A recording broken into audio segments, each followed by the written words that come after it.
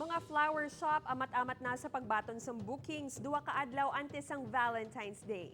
Mga manugbaligya may tips kung paano magustuhan ang inyong regalo nga bouquet. Inigitutukan ni Zen Kilantang.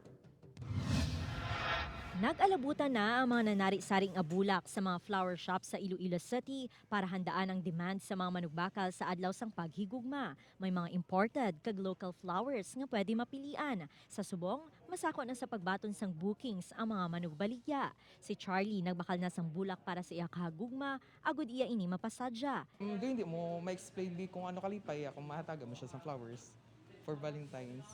Ang estudyante naman nga si Isabella, nag-order para sa iya magamay nga negosyo.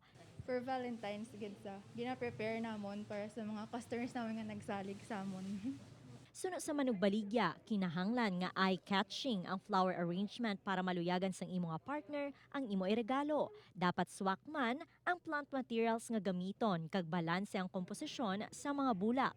Nagadala sina ang bulak na ton. Dapat nagme ang quality sang bulak kag sa mga fillers na to.